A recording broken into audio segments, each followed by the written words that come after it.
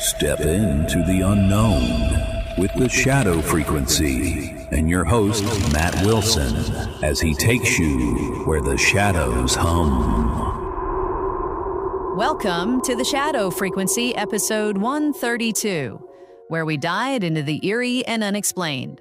I'm Juniper, your producer, and this time we're stepping into the chilling mystery of the Devil's Footprints of 1855.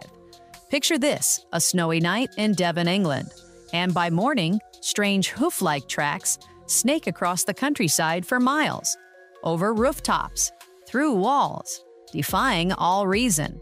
Is this the work of something sinister? Something not of this world? Matt, I know you've been digging into this one. Got any goosebumps yet? Oh, Juniper, you have no idea. This story's got that proper creepy vibe, like something's watching you from the shadows. Those tracks, they're not just footprints, they're a riddle carved in the snow by something that doesn't play by our rules. I'm already spooked, and we haven't even started. All right, listeners, buckle up for a haunting tale. Matt, take us into the darkness.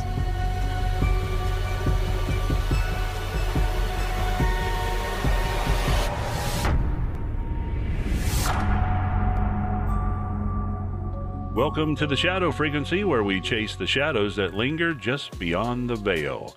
Tonight, we're unraveling one of the most unsettling mysteries in paranormal history, the Devil's Footprints of 1855.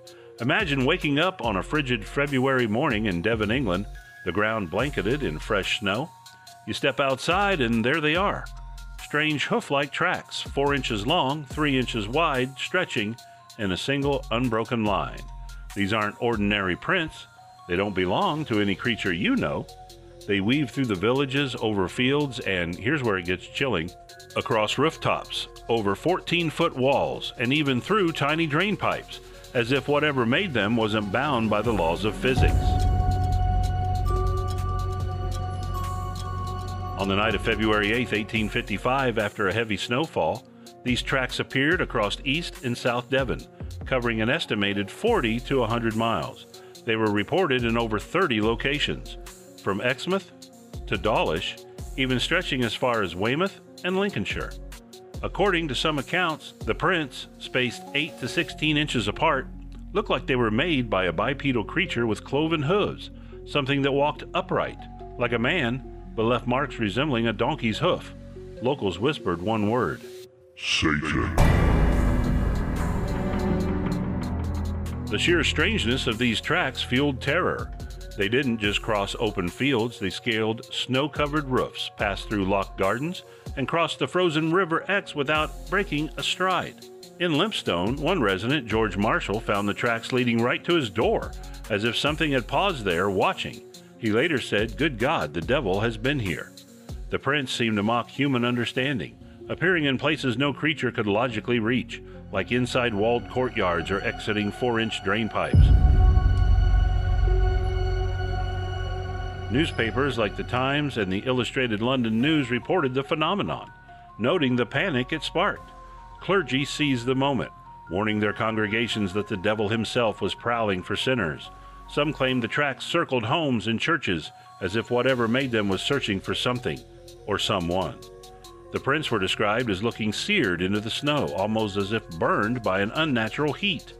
Women fainted, children screamed, and many refused to leave their homes after dark, fearing the entity that left these marks was still out there. What could do this? A creature unbound by walls, rivers, or reason. Some witnesses claim to have seen a small devil-like figure stalking the countryside that night, though no one could catch it. The tracks appeared one night, with few more reported over the next day or two, then vanished as mysteriously as they came. No physical evidence remained as the snow melted, but the fear lingered, etched into Devon's folklore. Was this a demon, a phantom, or something even stranger? The locals believed they were dealing with a force beyond comprehension, something that walked among them under the cover of darkness. Juniper, I don't know about you, but this one's got me checking my backyard for hoof prints. What do you make of these tracks?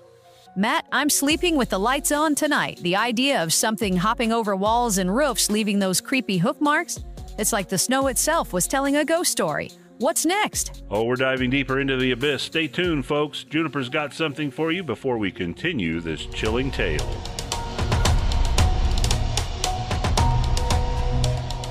Whoa, listeners, are you feeling that shiver down your spine? The devil's footprints are the kind of mystery that makes you question what's really out there in the dark. What do you think left those tracks? A demon? A famine? Something else entirely? We want to hear your thoughts. Like and subscribe to The Shadow Frequency on YouTube, TikTok, Facebook, and all major podcast directories. You can visit our website at shadowfrequencypodcast.com, where you can listen to all our episodes. Leave a voicemail telling us where you're tuning in from. We'll feature it in an upcoming episode. You can check out our Shadow blog for companion articles to our episodes, and you can grab some cool swag from our store, too. And if you want to support us, you can buy us a coffee on the site to keep the spooky vibes going. Now let's dive into the mailbag segment where we share your thoughts and chills, and I gotta hit the button. It's time for the Shadow Frequency mailbag. All right, let's open the mailbag. We've got an email from John in Indiana who writes, "Not sure how you manage a show per day, but it's great. I'm hooked on the Shadow Frequency. The way you dive into these creepy stories makes my commute feel like a trip into the Twilight Zone. Keep it up."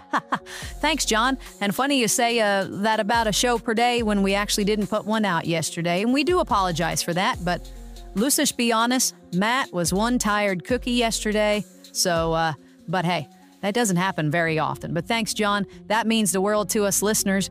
If you want to share your thoughts, drop us a line at shadowpodcast@protonmail.com. Matt, back to you for the rest of this devilish mystery.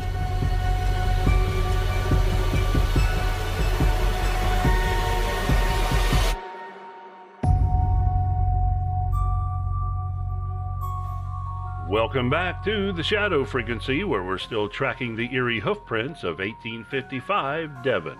And yes, I was a little bit tired and under the weather yesterday, Juniper, but, and I'll just tell the listeners here, and this is, I don't know if this is a guy thing, probably a guy thing and probably a Matt thing, but I've had a eraser off the end of a pencil stuck in my left ear for about 4 years. I know, why didn't you just go, yeah, I know, but anyway. Well, it was really bothering me yesterday. It didn't bother me, so I didn't worry about it, but then I think my ear just finally got tired of it yesterday and pushed it out. So it's out of there, and I can hear better, and I'm in a good mood now, so that's pretty cool. And now back to it. We left off with the chilling image of cloven hoof marks stretching across the snowy countryside, defying logic and sparking whispers of the devil himself. The locals were terrified, and who couldn't blame them? These tracks didn't just cross fields, they climbed rooftops, crossed rivers, and slipped through impossibly small places, as if mocking the very idea of a physical creature. But what could have caused this? Let's explore the paranormal possibilities and one grounded theory that tries to pull us back to Earth. Some researchers of the unexplained point to cryptozoological entities. Could this have been a creature not yet cataloged by science, something that moves with purpose and power beyond our understanding? The track's bipedal nature and ability to traverse obstacles suggest something intelligent, perhaps otherworldly. In 2009, a similar set of hoof-like prints appeared in Wolseley, North Devon, reigniting speculation. A biologist, Graham Inglis, examined them but couldn't identify the source, though he was clear no devil was involved. Still, the resemblance to 1855's prints kept the mystery alive. Others lean into folklore, suggesting a demonic entity or trickster spirit.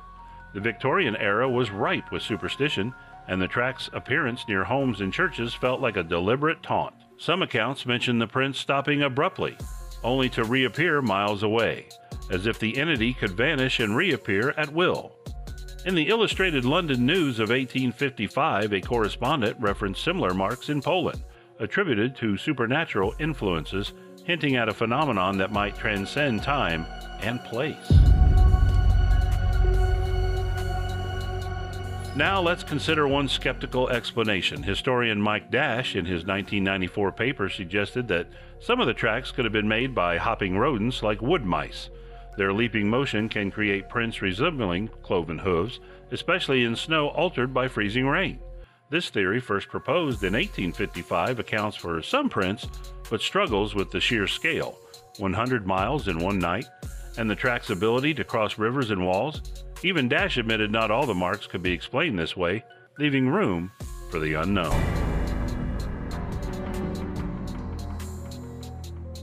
Whether it was a creature from the shadows, a spectral force, or something we can't yet fathom, the Devil's footprints remain a haunting enigma.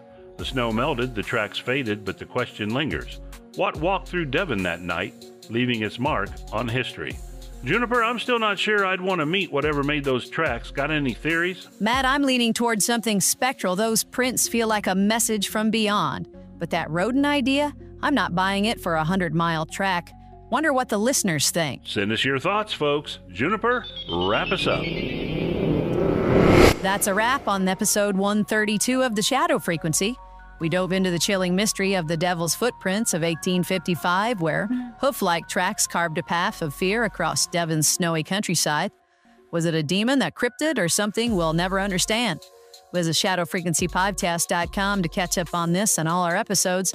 Check out our Shadow blog, grab some swag, or leave a voicemail. We'd love to hear from you. Thanks for joining us in the shadows. Matt, say goodbye. Stay spooky, everyone. Until next time, keep your eyes on the shadows. Good night, Shadow Chasers. This episode was produced with a commitment to exploring the unexplained while grounding our discussion in documented discoveries. All interpretations are speculative and intended for entertainment purposes.